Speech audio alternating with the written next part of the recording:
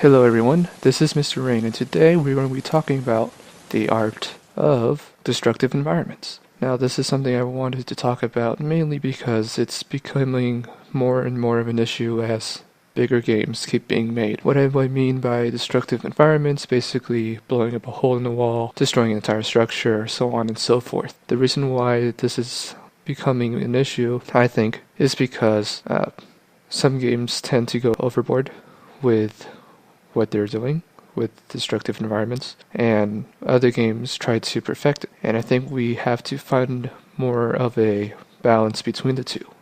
Now, as much as I like destruction, as much as these guys, I also do feel that there has to be a balance in regards to what can be destroyed and how durable exactly something is. For example, a wall may take 2 explosions, whereas an entire structure would take even more.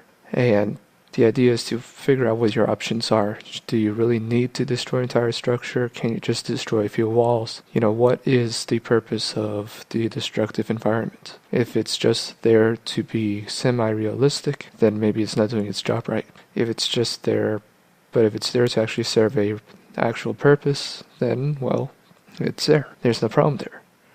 And I think the 2 extremes that we can look at is Battlefield 4 and Rainbow Six Siege. Battlefield 4 brought in a lot of destruction and destructive environments, so much that they coined their own phrase, Levolution, where a dramatic event will occur that would drastically change the layout of the map. Unfortunately, it was a bit overhyped for what it was, and although it still looks great and awesome, it doesn't really have its own purpose other than just to destroy structure. If you think of it like the main map that they showed during the beta, they had a skyscraper and they brought it down to the ground. But then the problem is that what do you have to fight for that flag? All you have is rubble.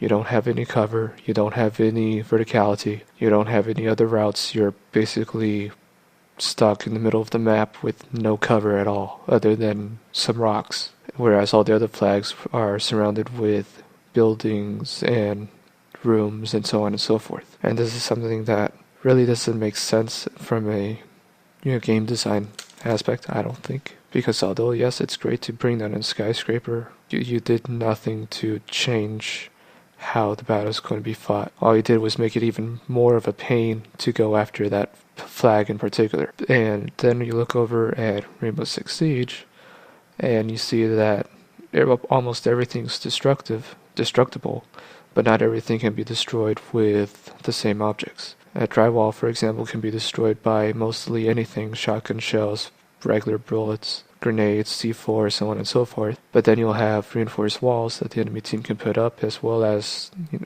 actual steel walls and steel pillars that you can't blow up or destroy at all.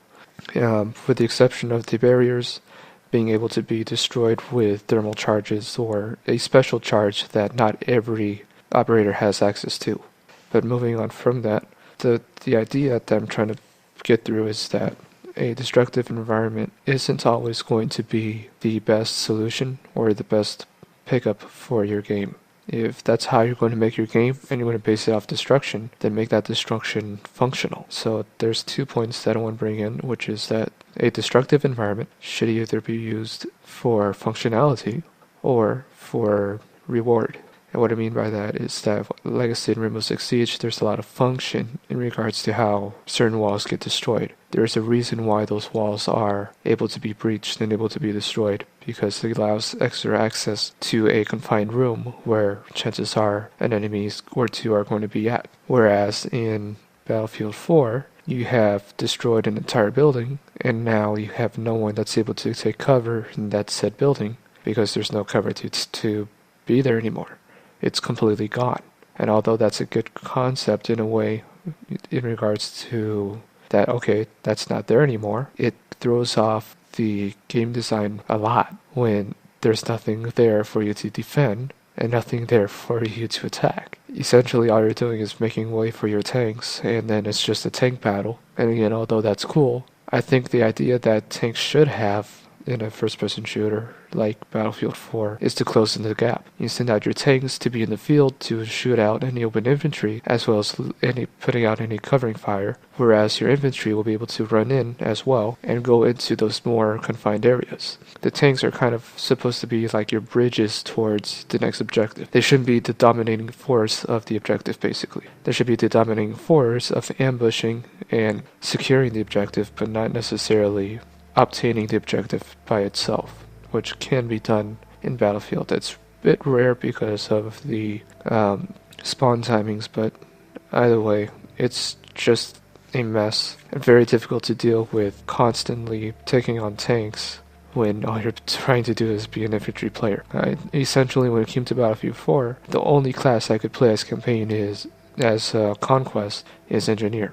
That would give me the best chance to not only attack infantry players, but also the best chance to destroy tanks. And I honestly couldn't play as a medic because I would have to heal myself and run away, and heal myself and run away, or have to play as a support, blow myself up with C4, or play as Recon and blow myself up with C4. So there's not really an effective way to attack tanks unless you were a part of an actual squad that was organized. And I know Battlefield 4 kind of wanted that kind of play, but at the same time, expecting your community to do that is not the best way, I don't think, to run a game, and more so a game where it tends towards the casual players. I know people don't want to hear that too much, but we have to be honest here. Battlefield 4 is far from being a competitive game or far from being a hardcore game, regardless how much you want to think it is, or how much you want to think that it's even realistic, because it's honestly not. There's a lot of issues and physics and other such things that are beyond the realm of possibility and beyond the realm of reality, that having that much widespread destruction is a bit too much for the audience that Battlefield 4 was originally intended for. And then you have Rainbow Six Siege, which is again the exact opposite. It's designed specifically for competitive play, and because of that, the destruction is a lot more functional and a lot more meaningful.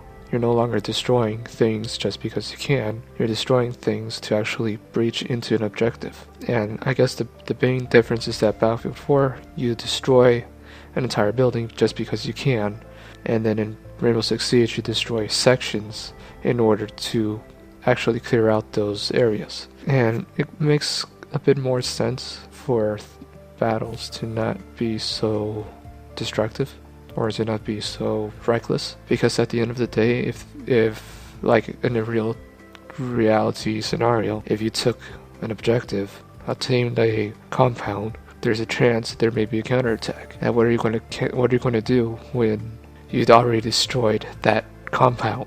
You have nothing left there for you to defend, and so you have to retreat. You basically did nothing to benefit your battle that you're going through. All you did was destroy a few buildings and left nothing there for either side to defend.